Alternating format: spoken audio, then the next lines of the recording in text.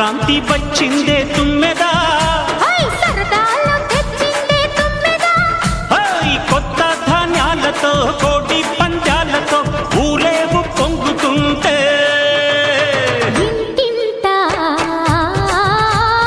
పేరంటం, ఊరంతా ఉల్లాసం. కొత్త అల్లుళ్లతో కొంటే మరదళ్లతో పొంగే హేమంత సిరులు